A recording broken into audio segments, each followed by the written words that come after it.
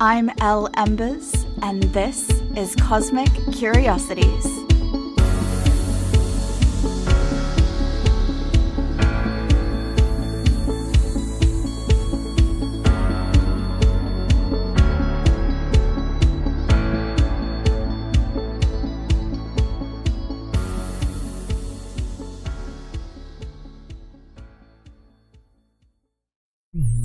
Hey friend, and welcome to this week's episode of Cosmic Curiosities, Cosmic Insights. I'm your host, Elle Embers, and today I'm joined by two very special people. And I know this might come as a little bit of a shock because we haven't really done guest interviews this season. I know that we've been focusing on the insights that I've gained through my journey, but the funny thing is when you're helping other souls through their journey, it often sheds insights into your own. And that is why today, Daniel and Elinor are joining me to discuss their transformation, their experience, and their growth throughout time. These two beautiful souls have had quite a few sessions with me now, but we are going to focus on the original today that transformed their lives. The one where they chose to weave the past, present, and future into a tapestry of transformation. They went from friends to lovers to business partners, and there is so much more yet to unfold for them. So, stick around because it's about to get interesting. Hi, Elle. Thank you for having us. It's a pleasure and privilege to share this space, and you have single-handedly been imperative to us even getting to experience this moment. So lots to share and lots to say. And it's great to be back after 4 months now since my regression with you and to talk about everything that's changed since then. Yes. Oh my gosh. It feels like it's been a lifetime, but at the same time, it feels like it's been a day. But before we dive into, I guess, the nitty-gritty of our experiences together, do you want to share a little bit about who you are? Both of you, Elinor and Daniel? Of course. I'm experiencing death to rebirth. That's the major theme of my life, and that's not what it looked like on the outside. On the outside, it looked like success and having it all and, being strong and independent. But inside, it was just devoid of experiences and definitely devoid of emotion from who I meant to be. And it was living against false ideologies, false authorities, and definitely false value systems as well. And the path that we have been on, and as you so, vividly reminded us, it's like, kids, you've been doing this for years. It's like we have been on the path for years to untangle ourselves from the illusions that have kept me and Daniel separately first in situations and challenges that just seemed unresolvable for decades. So getting to experience yourself for the first time is where I am today. Yes, and it's so beautiful and it's so amazing. Watching you come into yourself has been such a beautiful painting to observe. Watching it be crafted, watching it ooze with creativity and beauty and embracing the flaws as well. Like, it's not we're trying to hide something in the painting that we fucked up. It's like, no. This is part of the beauty. And I love that so much. At this point, I only have like a crayon drawing and a finger paint drawing. Like that's where it's at, but it's got its own beauty. So yeah, it's something. It's something. Well, thank you for sharing. And what about you, Daniel? Yeah, well, I mean, simply put, I consider myself just another soul on the path. I began my awakening back in 2016 when I started losing a lot of weight and realizing that diet and physiology didn't actually align with the science of, low fat and high carb, and began questioning everything from there. It went into areas like government and understanding the nature of reality and authority and some very deep principles that I've, been looking into, studying, researching, and learning about for over 8 years. And that very much aligns with, how I grew up as well. Is I've come to learn there are a lot of wounds in past lives that I've carried over here, and that's where a lot of the root causes of my issues lay. So a lot of the challenges that I've actually faced in this life actually aren't created from what I can just find with my raw memory. And so that's why it's forced me to go in this direction as well, and really just revealed how deep some of these things go. but then also how powerful it is to reclaim your power from that position too. Yeah, absolutely. There's so much more to, I think, our experiences in this life. And it's something that we're not always aware of until we do go searching for it. And, sometimes it's the most random catalyst that pushes you in this direction. But for most people, it is wounds. It is trauma. It is something terrible happening, because that's when we do pay attention. And can I say that's another thing with the blocks as well, and the wounding. On the day we actually had the regression, is when all of the barriers and the mental constructs that I had to sort of keep it away all fell away. And so it already revealed what was there. It didn't build anything new. And that was what was so powerful. And I mean, as Elinor said, she noticed the energy had changed the moment I walked out. Definitely. I mean, the same thing happened with Elinor. It was, she walked differently when she got out. She stood differently. She held herself differently. And I think that's something that, you don't really notice until you get out in the world again and you're like, wow, shit, okay, things changed. Can I add though, even though things change, I know, at least in my experience, that it also felt extremely familiar. So it wasn't anything like I'm a new person now. It's coming back into parts of yourself that are already powerful. And so it's a weird new feeling of familiarity that's very difficult to describe unless you've been through it yourself. Definitely. It's almost like you come into this life almost like on a scavenger hunt, really. Like, find the missing pieces. And then you find the missing piece and you're like, there it is. That was there. And I knew that piece of the puzzle was meant to fit in that corner. And I knew that's how it was meant to look. But I just had to experience it again. And it is a familiarity. It is a recollection. And it is a sense of, coming home. And that's actually a huge lesson for me as well, is about the lived experience being key to being alive. We want to intellectualize. We want to build models. We want to be building things outside of ourselves and looking outside of ourselves for the answers. But then when we hear that it's all within, we don't understand what that means until you understand that you need to connect with your lived experience, and you need to be building experiences to know how it is to, like, how to be in life. And that's where the richness really comes from. Absolutely. And I remember, listening to your first podcast on Elinor's podcast, Deconstructing You, and you saying, you weren't someone that would consider themselves educated or anything like that. And then I'm like, yeah, shut the fuck up, Daniel. You're such a brilliant, brilliant mind and a brilliant soul. And I think, the wisdom that you pull on or that you learn from in this life is that familiarity. It is that recollection. It's not you're learning something for the first time. It's you're remembering something. I'll attribute that to my, in astrology terms, my South Node in Virgo in the 4th house. Very high standards and very meticulous with how I look at myself. So that's a bit of a weakness I need to work on, because otherwise I can see myself as lesser than I actually am in order to drive myself to become even bigger.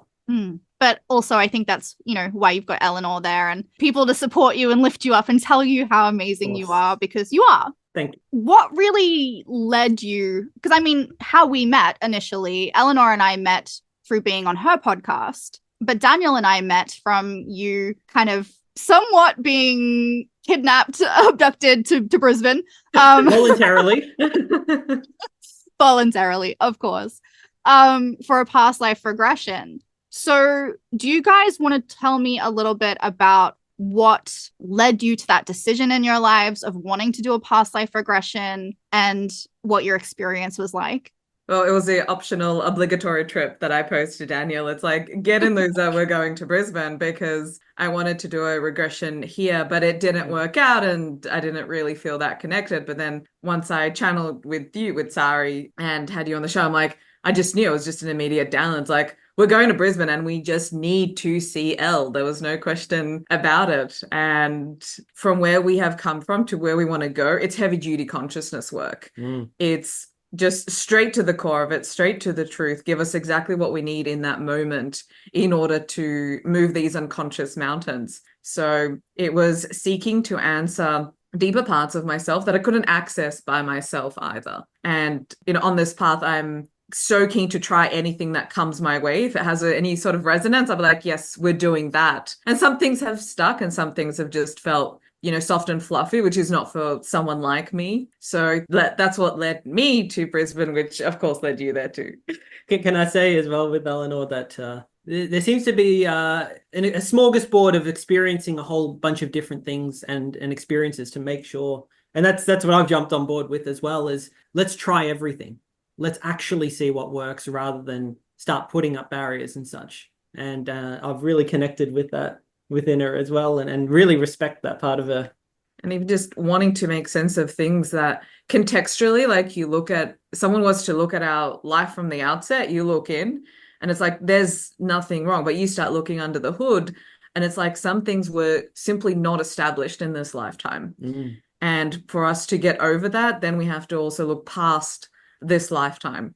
And of course, with what you do, like you can ask questions to your higher self. So all of that combined was like, yes, that's exactly what was needed. And even in your calendar booking, you had one slot that had back to back, and it was just all meant to be. And divine timing. It was divine timing. Nothing could have happened between us any moment sooner than that. So.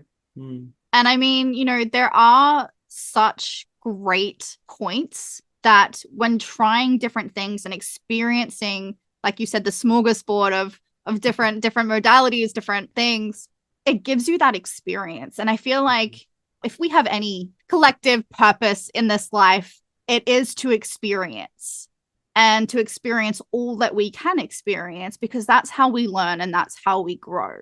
So whether we consider it a positive experience or a negative experience, we still gain something from it. So I feel like, I am 100% on board for give everything a try. Absolutely. Like something like channeling, I could see how that would seem so far-fetched to most people, but it would seem like the most obvious thing to do. It's like, yes, I'm going to try get as close as I can to source to try and figure out this situation. But it's not until you just try and you just surrender to the experience, then will you get more back. And, there's so many lessons just by being on the path and doing all this trialing and testing. And it also depends where people are at. Again, we needed the heavy duty, consciousness work. Do you want to add to that? Well, I'm just thinking back to my regression that I had last year as well.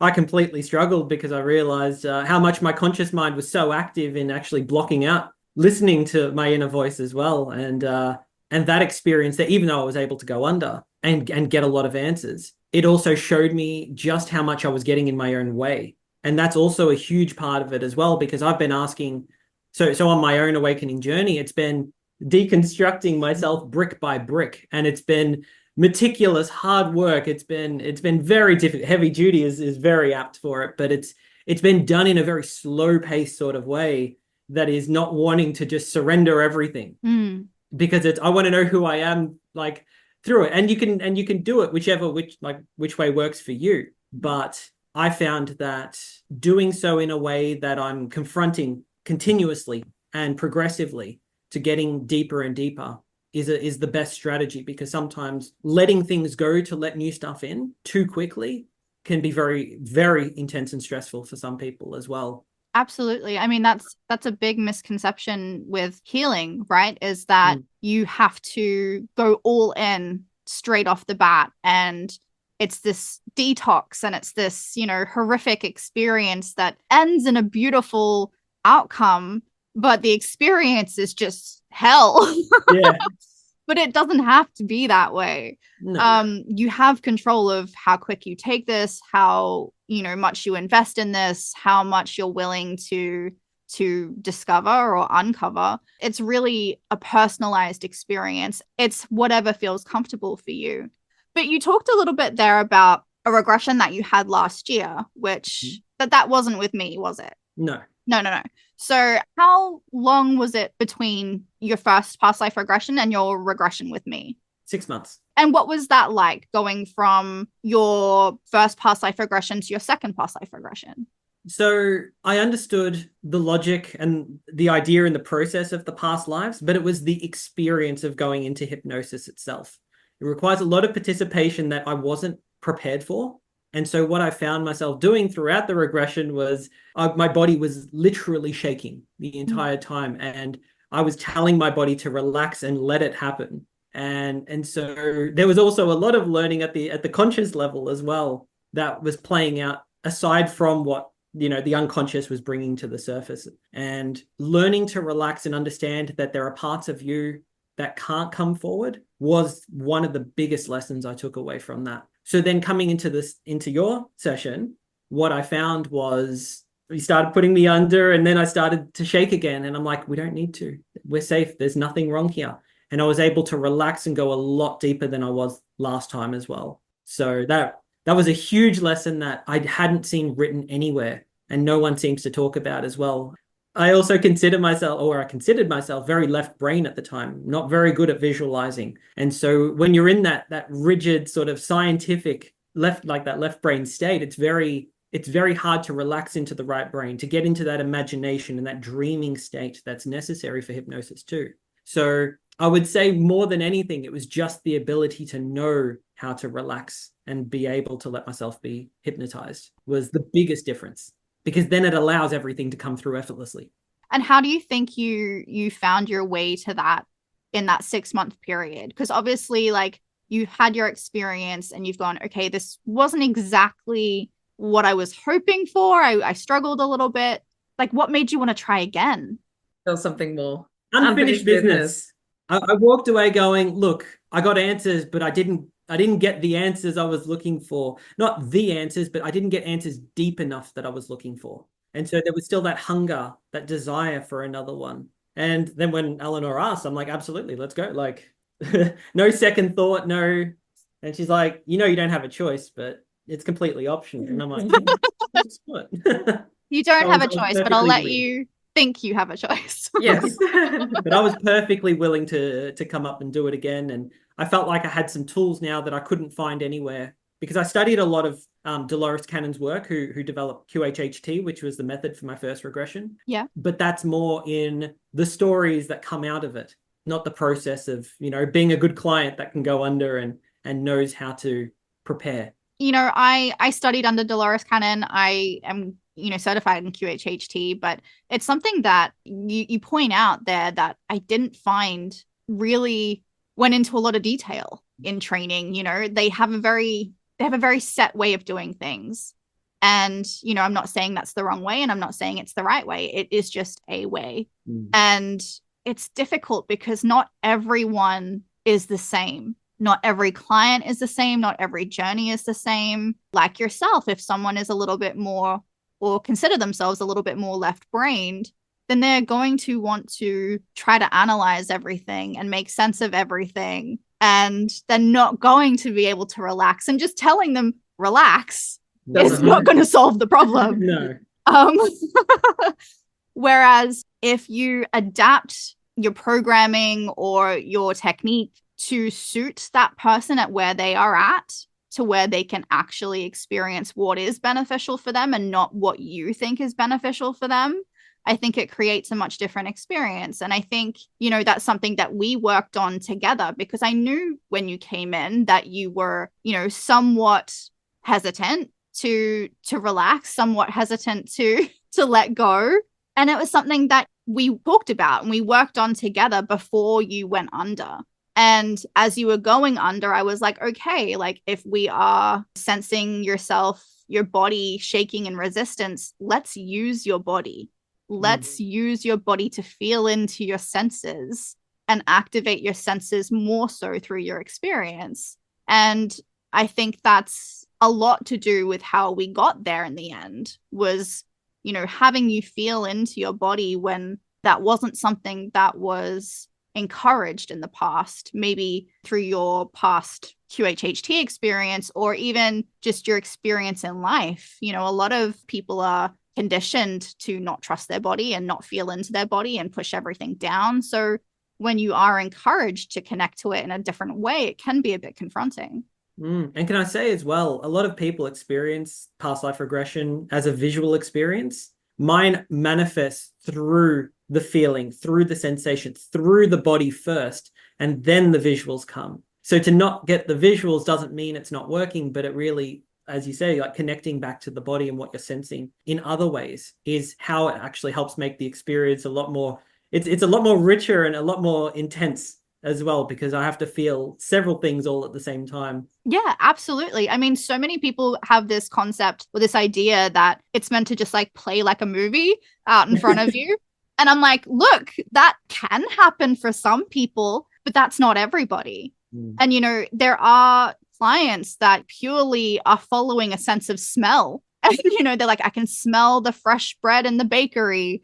And then, you know, the next thing, things start unfolding for them. But it's like, you've got to activate something first. And I think it's like, if you talk about your clairs, right? Your psychic clairs, some people are more prone to clairaudience. Some people are more clairsentient, more, you know, there's different feelings, there's different senses and emotions there that are, I guess, higher on our skill list. So when we focus on what we're good at, the rest kind of flows Naturally.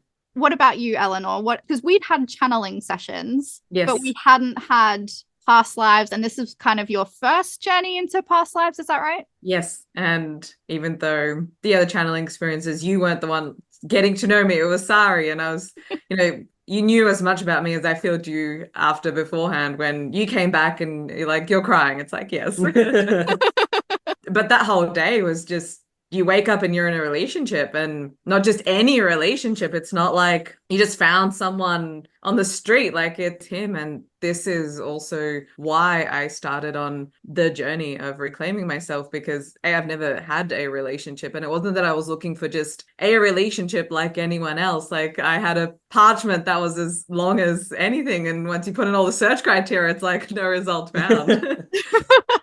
But it was the inability to get that pillar off the ground at all, to never have dated, to never have had the experiences that come with the relationship arena. And sure, when you're 21, 2, 3, 4, 5, it's like, okay. But then it's like 7, 8, 9, 30, 31, 32, 33. It stopped making sense. And that's what led me down the path. Yeah, you guys were in a relationship within 4 hours of Daniel's regression. Like, wait, what?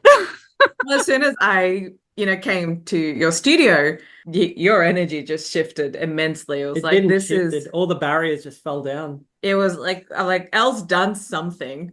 That's for sure. And then I got lost around Brisbane trying to drive back 4 times, and he was telling about the experience of his lives, and then we just went out to dinner, and your experience. Yeah, and then I just remember walking out. Oh, I actually no, it even goes back to the relax and release ritual. And I just remember from some of the things that you had said before I remember the issue when you were talking about Elinor and considering trying a relationship, because you felt some very interesting energy there.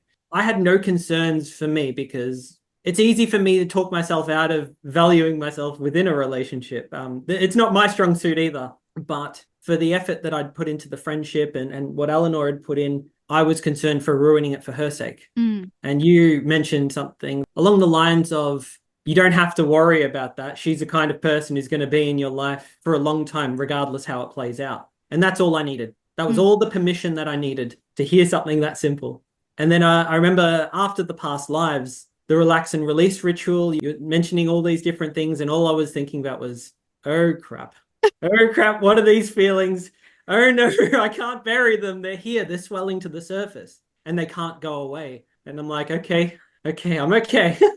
We're going to get through this. It's not a bad thing. They're just feelings. And then I remember walking out, and I'm like, I have to integrate this. Like, there's no way, if I'm being honest and respectable to myself and to Elinor, I have to say something. I remember as we were driving back and I'm telling the stories, and I'm getting nips at the back of my mind going, so when are you going to say something? What are you going to do? You're going to wait back till you get to Melbourne? Because what happens if she says no and it's awkward for the rest of the trip? You've still got another week that you have to put up with, that she'll have to put up with you. And it was interesting because even though I was hearing it all, I was still very detached. Again, those walls, those barriers had come down. And so even though the same scripts were playing out, they didn't have the power that they had before.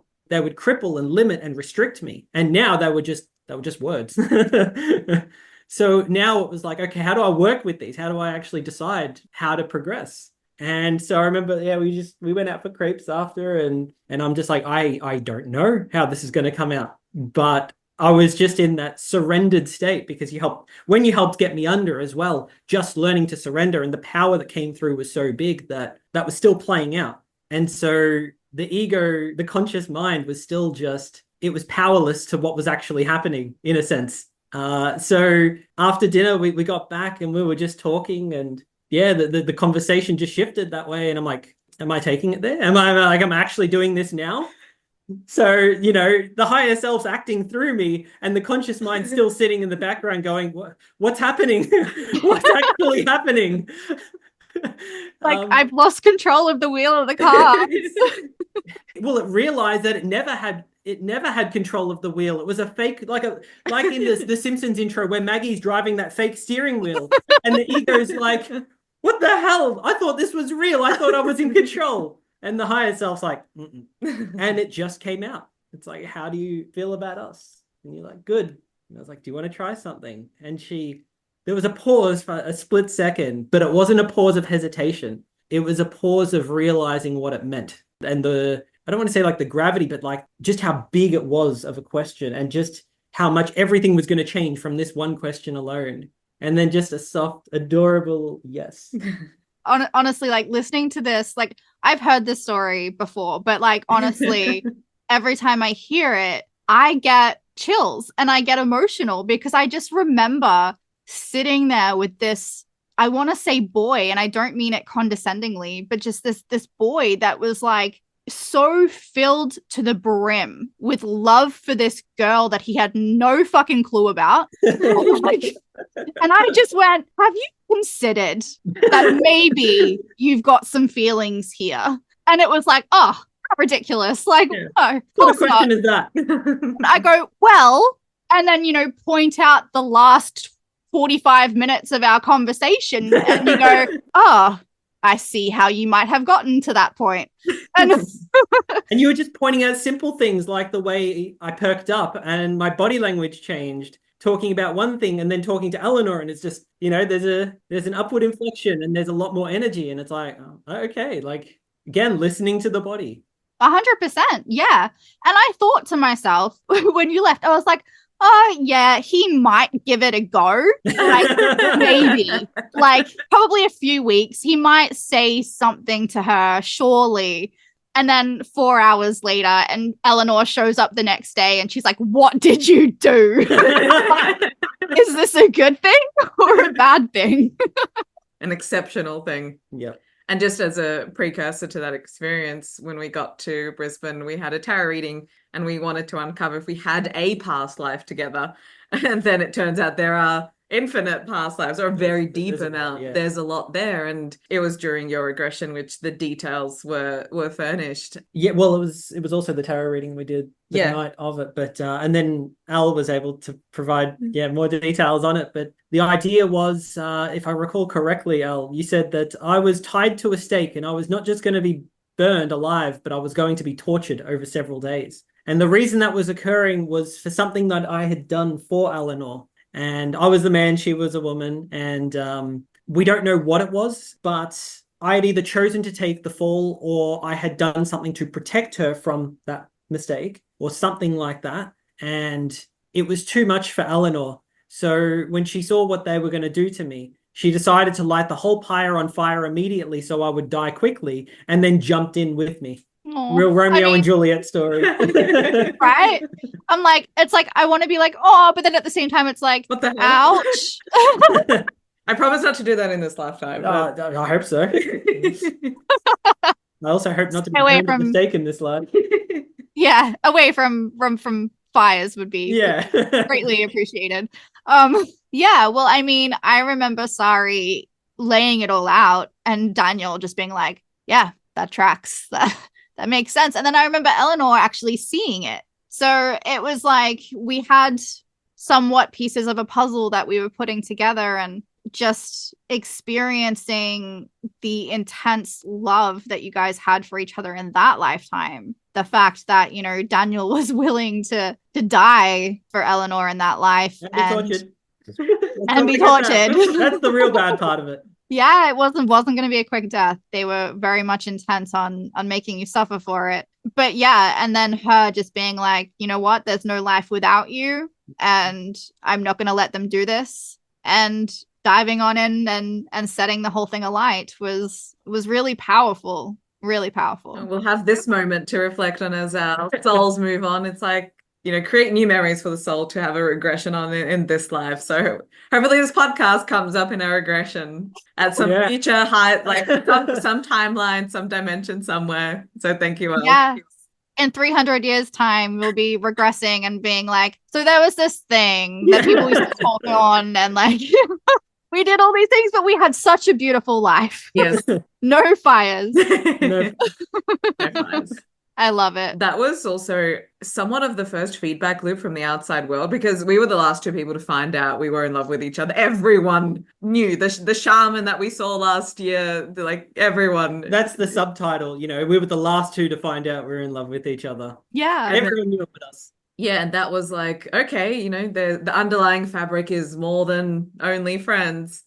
And then that night we did a tarot reading about that past life, and we tried to get more details, but we said we'll ask you. Can I just say, this is the night before my regression. Yeah.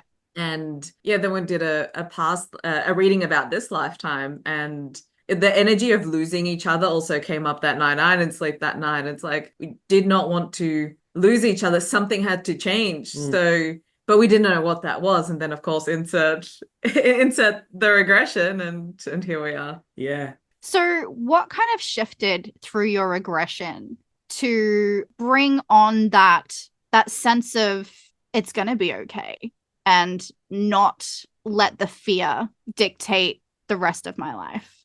I'll start by saying the interview process was enormous. You turned a lot of these concrete slabs of, walls that I had up into, I don't know, styrofoam or something illusory even. They were pointed out for not being as strong, rigid, and as reinforced as I thought. And so I will say that during the interview process, the way you made me feel was enormous. Without that, being able to really get the message during the regression wouldn't have been anywhere near as potent.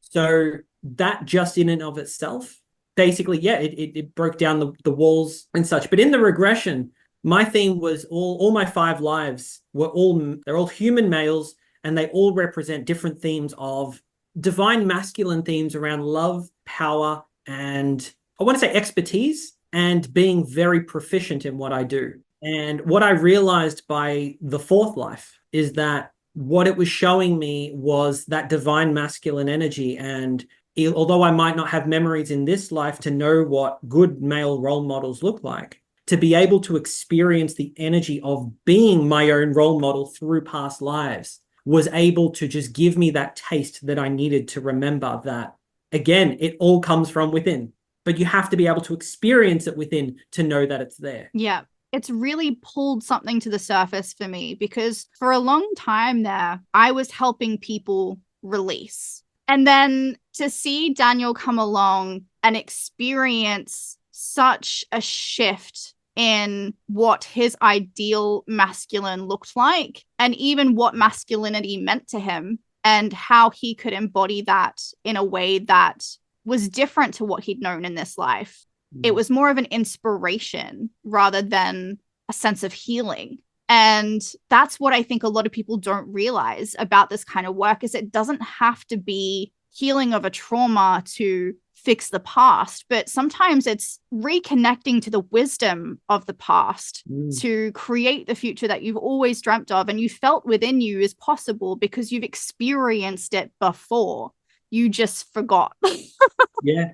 And that's ultimately what allowed me to recognize that I don't know how I jumped from those experiences in those lives to it's going to be okay, regardless what she says or what happens. I don't know how that came about, but I think it was more the relax and release ritual. Ultimately, it reminded me that everything is always okay.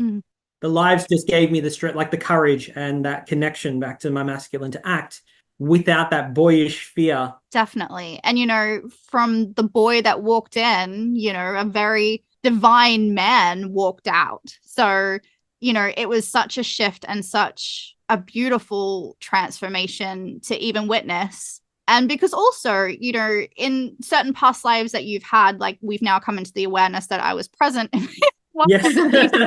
So I'm like, yeah, there's a sense of like pride there of like, I'm so happy for you and I'm so proud of you. But in terms for how you came to that realization for Elinor, I think played somewhat in the same arena, because while you were stepping into your divine masculinity, she was stepping into her divine femininity. And there was almost that yin and yang finding each other and meeting together and finding the balance. Yeah. Well, I would say that I was running on the inferior function. I think the feminine in me it's quite healthy. Yeah. But the masculine was just lacking. Eleanor's mentioned, having to live through her masculine. And the thing is that to find it within yourself is also to find it without yourself. And to reclaim and to balance it out internally is to allow it to manifest externally too. So I think that's what we both needed individually to be able to make the relationship happen too. So, Elinor, in coming into a new relationship with someone that you never expected and having such a long checklist of desires coming into, what you thought a relationship should be or what you thought you wanted, how did this experience shift your perception, and how have you found yourself living and embodying your femininity in your relationship with Daniel? It shifted everything, and I don't say that lightly. I was not a person who, this time last year when I was just starting on the path of pulling myself apart, to say your reality will shift, it will become unrecognizable in less than a year. I never believed that at all. It's like, how could something like that be possible? Things have been stagnating for decades. Then to actually be the one trying to scream it from the rooftops now. I never thought I would be here. And that's, again, everything had changed. Things that were offline, things that I didn't even know that lived within me were now I was getting to experience that. And sure, we roll up my parchment, and we both wanted the same thing, and that was divine union and just a healthy, conscious relationship. And we've only ever been modeled anything that was not that. So the experience of myself and then us together and what we have been able to experience in just 4 months of being together is just astounding. And it just showed me how magical the universe is. It is just pure it is just pure magic. This is manifestation at its finest. This is, and also just the beginning as well. The lessons of that week alone are astounding. It's worth so much. And just to be able to experience something that most people seek their whole lives, and as we have been respectively seeking our whole lives, to actually be in that space, to have so much love and protection and support and safety right here all the time. It's to get to experience that in this lifetime is a gift. It is such a gift. And it's funny, when you say you guys have only been together for 4 months, and I'm like, shut the fuck up. No, you haven't. In this lifetime. But that's the thing, is you guys had multiple lifetimes together, and quite a lot of them romantically. So it was kind of like when you found each other in this life, you'd laid the groundwork already. And it was like you were just picking up where you left off. Yeah. And diving into things. And I think that's something that might blow over people. They might not realize that, you meet someone in this life, not every relationship is like this. With you guys especially, you put in so much work prior to coming into this life. And so it was just a matter of fact of growing as individuals so that you could then come back together and finish your work together. And I think that is so powerful, but also there's something there about so many people look at soulmates and twin flames and things like that, and they think that it is the be all and end all. Whereas I know that if, for God knows whatever reason, you guys ever broke up, which would probably be because one of you died, but in someone else's case, they might cling to that and be like, but we've had all this work from past lives, all the things.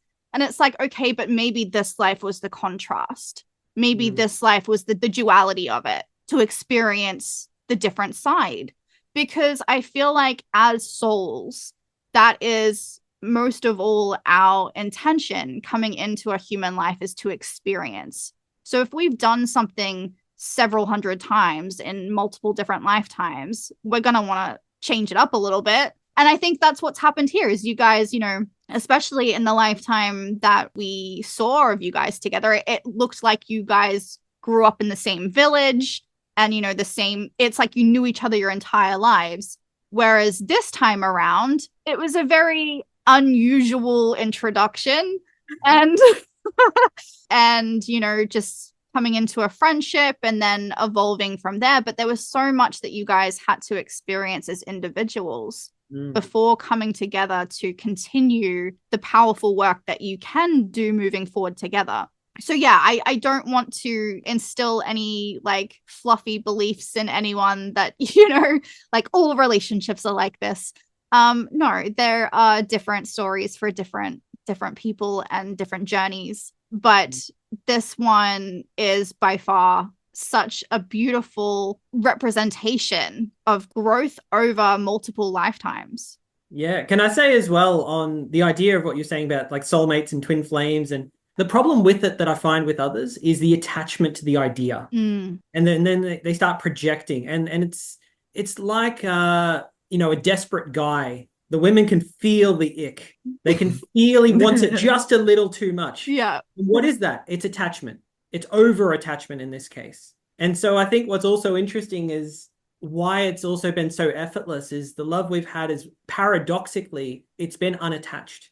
It's been one that it's just allowed to play out the way it needs to. And it's made it so pure. That's the divine union is one that is never forced. You still have to put in effort, but you don't have to force it. And that's where I think a lot of people with the stories of soulmates and really trying to cling to the idea is they want it too much. And that's why they lose it. Couldn't have said it better, honestly.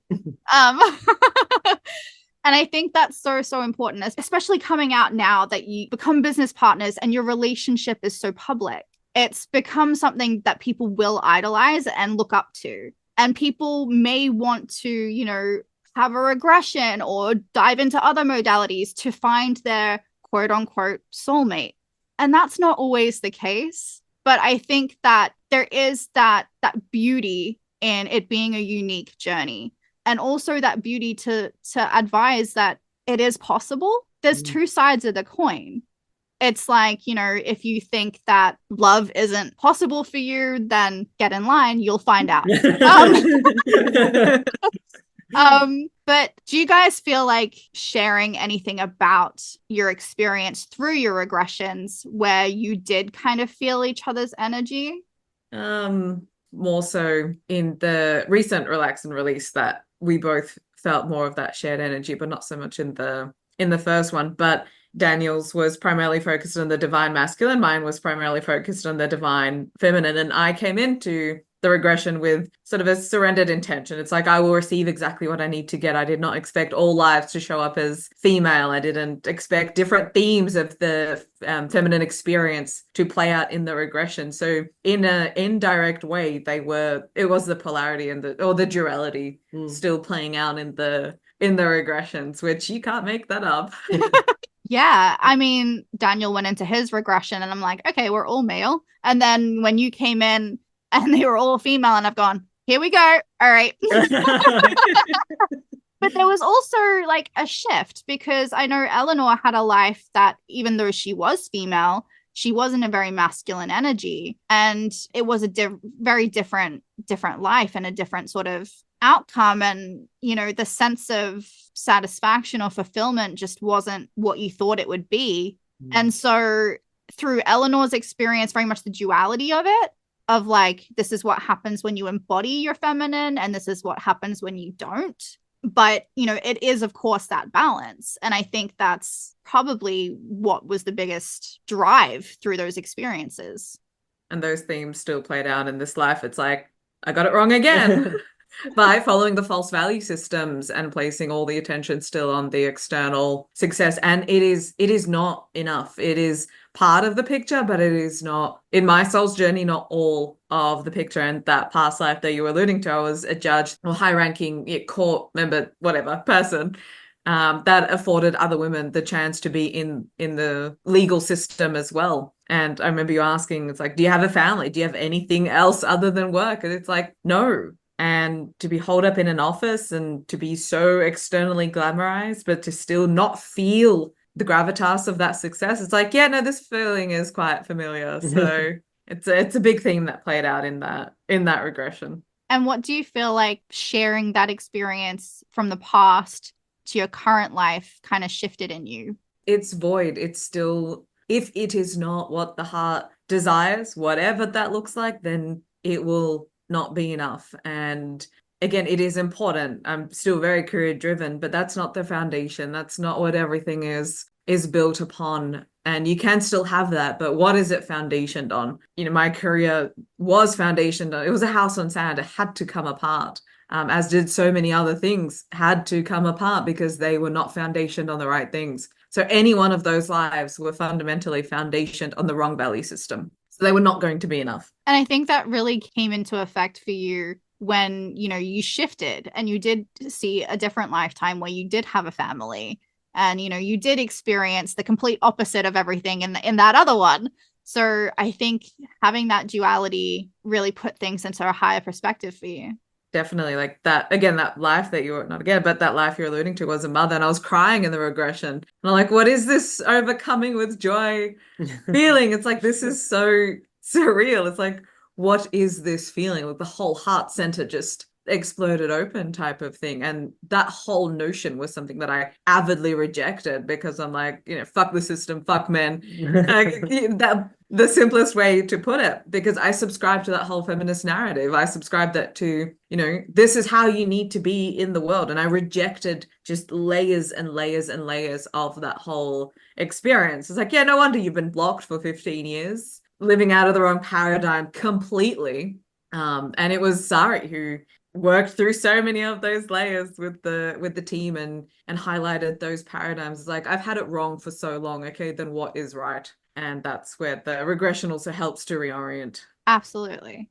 Can I speak to mine? Absolutely. So with Elinor's experiences, it was seeing false value systems playing out in, undesirable outcomes. Where with mine, the male lives were all about showing how to do the right thing. And it was showing me the direction I want and I need to head in. It was giving me puzzle pieces that I didn't have direct conscious awareness of. And so very much it was sort of like a North Star, so to speak, but 5 lives of North Stars all in one, all with different themes. And it was just coming back to and remembering what they feel like, to remember that you can access them again. And why was that important to you? Because I haven't felt like I even knew how to be a man in this life. I didn't have examples of strong, in my direct personal experience, I didn't feel like I had strong male role models in a positive or a negative sense. They were just missing. And so without that, how does a boy become a man? It's the rite of passage. This is why we've always had rituals, sending the boy out into the forest for 3 days to live on his own, to see if he can withstand the harshness of nature. Other types of rituals as well, to really show that you understand what it's like to step into manhood. If you don't have the image, if you don't know what that looks like, how are you meant to get there? I mean, in Western culture, it's literally like, okay, you're 18-ish now, off you go. Like, there's no transition. There's no like acknowledgement to like, okay, this is how to be a man. This is how to be a woman. This is, whatever the case is. We're kind of just left to mold into whatever we've been told to do through school and society and, whatever else. But I think it's something that isn't really brought into your attention until it is. No, well, that goes back to culture these days. It's I'm sort of the belief that, we come from a tribal background and we need to be family and like village and tribe oriented. We need to get that right. As Terence McKenna spoke about, he talks about the need for the archaic revival. We need to go back to these simplistic sort of cultures that we had and understand what was necessary about them that we've lost, so we can bring them back and reintegrate them here. And things like ritual are enormous. Yeah, because I mean, so much of like who we are as people in modern day society is just lost to us. And, from our sense of family to our sense of morals and ethics and everything else, we're obedient. It's we do what we're told. And, whether that feels good to our instincts, good to our intuition, doesn't matter. It's what we're led to do. So I feel like a big part of us is lost. And I think that's why so many people are stepping into the healing world and, deconstructing themselves and starting again to like find, where are my pieces and what the fuck does this puzzle look like? Yeah, absolutely. The world is moving so fast. There are things that are so far out of our control that even reclaiming that within yourself, it's sort of, we've got the wind blowing the opposite direction, and there are two ways to grow. One is to go with the wind, and one is to overcome the challenge of going against the wind. Yeah. And I see today's culture is, it's the best of both worlds in a sense, if you know how to look at it properly, because we have all the information available to everyone. The problem is we also have all of the pollution of bad information out there as well. Yeah. But at the same time, we also have echo chambers and groups that are really reinforcing, these tribalistic sort of value systems that they're exclusive. And usually they miss pieces of the puzzle too, which I think goes back to why on our path we felt the need to jump around and try a bunch of things for ourselves, to not get caught up within any sort of group or system or model. And that's also reflected in how we actually want to approach the business too, is to have a very expansive, open, and helping people to find the answers for themselves, because we can't understand them better than they can understand themselves. Yes, I love this.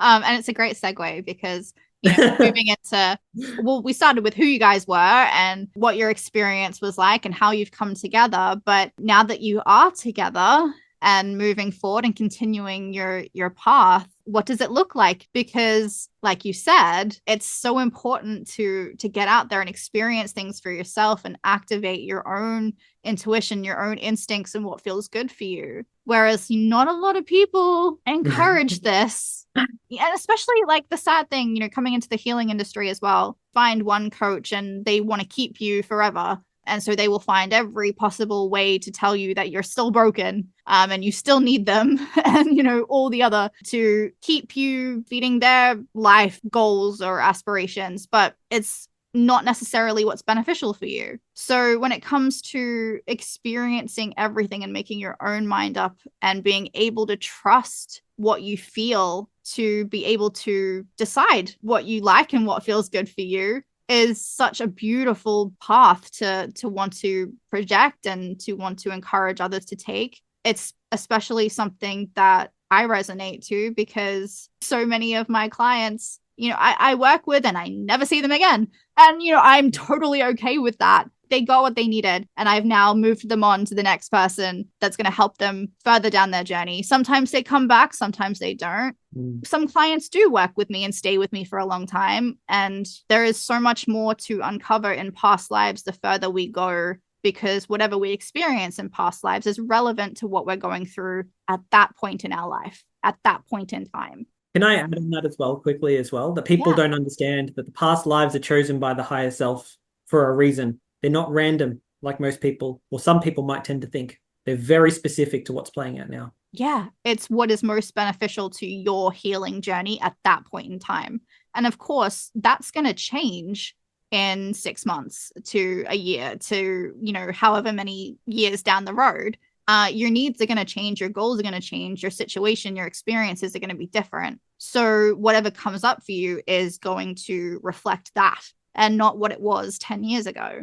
So that's something that is often misconstrued, but it's something that you've got to feel aligned to. You've got to want it. And, if people want it, that's great. I'm here. But if they don't, that's great too. Like you've done your duty. You've done what you needed to do. You experienced it. And that's all you feel called to. But there are the opposites as well, this is how cults start. Okay. Like it is trying to keep people where they don't experience anything else and they only know and hear and feel what's in front of them that you're putting in front of them. And that's what I have an issue with in this industry. Well, it keeps them small, keeps them dependent. Yeah. Keeps them on a drip feed. Absolutely. Whereas like you guys are so much more expansive. And I know that you guys will have so many more options and information and resources available for people to expand, not to shrink. And that's what I'm so excited to see. So like, what is in the cards for you guys?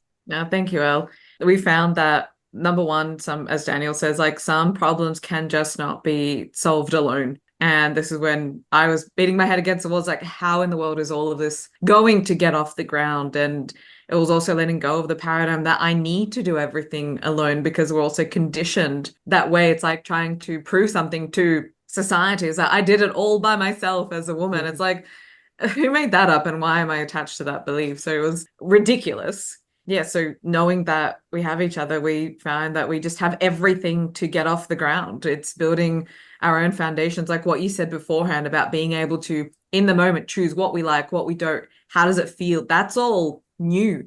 That's us learning to walk. We haven't had that luxury, that privilege of having that just on a day-to-day.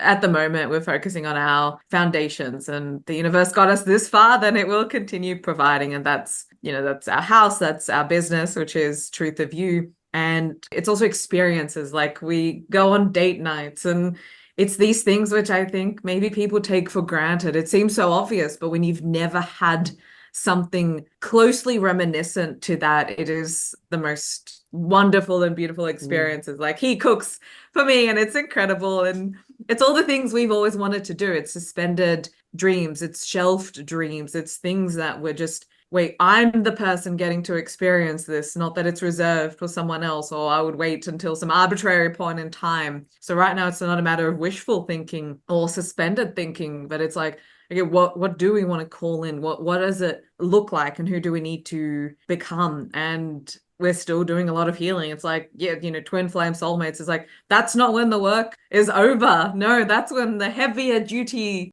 layers start to come up, and that is just as important as anything to get to our highest timeline, which we've experienced with you and we make reference to. So that's really going to be key. It seems so obvious, but when you're mid-30s and all of these things are just coming online for the first time, it's important to get it right, because I've had things that have fallen over and you start again and start again. It's like, no, not building a house on sand this time. Yeah, it's the richness. It's the ability to connect with the richness of being alive again that I haven't... For the first time. I mean, I could say that I've found cheap substitutes that fizzle out very quickly, in the same way that eating a bag of Doritos for dinner sounds like a great idea until you've finished eating and you feel sick. Just being able to find the love through not just the big things like the date nights, but just in the way you look at each other as you're sipping your glass of wine and just laying out the food on the table to eat for dinner. It's every part of the experience can be appreciated and felt with and connected. And that itself has also given license in other areas of my life as well to be able to know how to connect with that richness too. And even that has opened doors. Like the relationship has opened doors for me to understand, just how amazing life can be again. Yeah. And to experience it, to not just mentally put a narrative around it, but to feel it. Yeah. And even just feeling, it's like, what is this? It's like butterflies being trapped in the jar, and you're taking the jar off the shelf and letting the butterfly out to experience life, because, it only has a few days to live. So it takes in everything at its fullest. And it sounds like that's definitely what you guys are experiencing.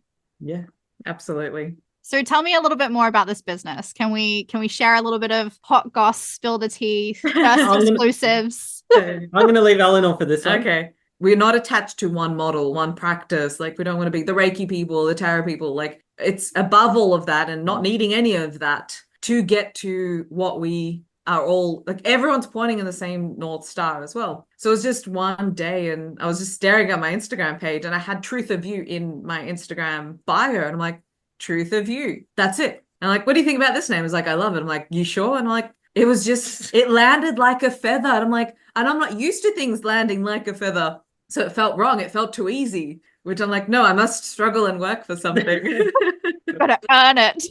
Yeah, I have to earn it. But that's all there is. It's either truth or illusion. And until the two are not reconciled with the right perspective, then we will be small. And that's our tagline as well, because you are too big to be this small. Daniel came up with it because that's what I've always seen in him. Like, even as only friends or best friends, he has the latent potential, his spiritual power, his consciousness exploration is profound for someone who has done it all by himself. And it's like, you are too big to be this small. And there were other mystical experiences and, past lives and all these experiences that we're not meant to live such diminished, devoid experiences where our bodies are bored, our bodies are forgotten, our mental body is just going crazy, our emotional body is just numbed, frozen and compressed. Like, so many things are, we're not meant to live like this. So bringing that heavy duty consciousness exploration, which is what we needed,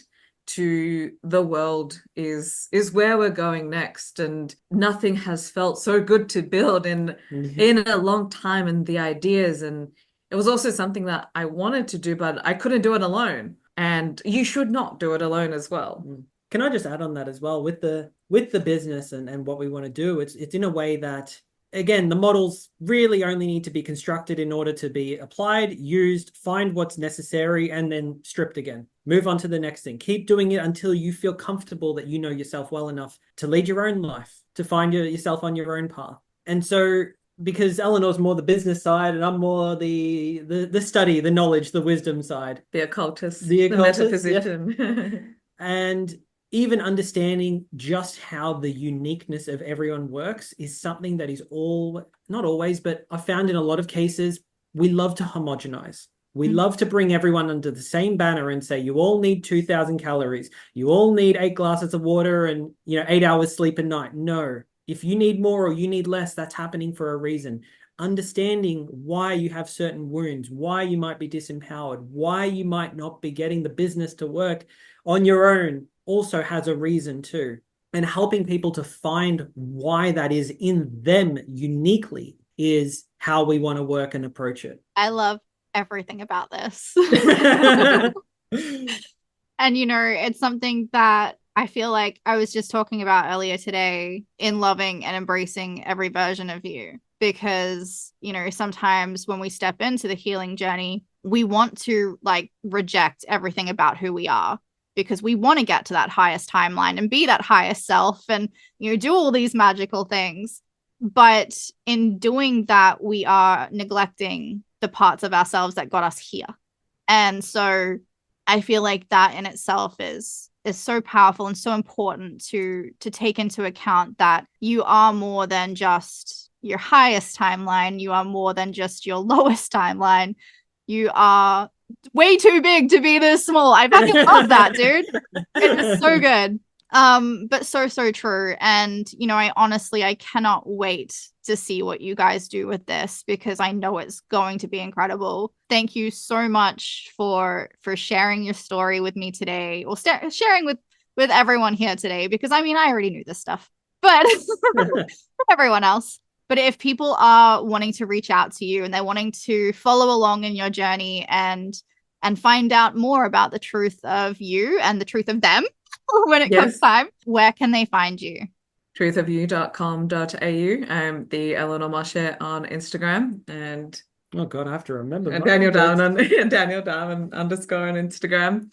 And of course, the same on LinkedIn. So it's exciting to forge this and to bring what we want as a legacy business, not just a business, but this is our life's work. This is us transcending our own karma and expressing our own talents and bringing what we needed and need to others as well. So we want to be the people that we could have used on the path earlier to save ourselves a lot of the pitfalls that we fell into, and to get through it a lot quicker with a lot of tools, a lot of models, and a lot of resources available under one roof, as opposed to seeing 10 different people for 10 different things. Well, thank you so much again, guys. I will have all your details in the show notes for anyone that wants to follow along. But for everyone else, I hope this has been insightful into what love can carry through timelines, what past lives can really do for your life, and the journey from friends to lovers in different relationships. So I hope this has been insightful, and until next time.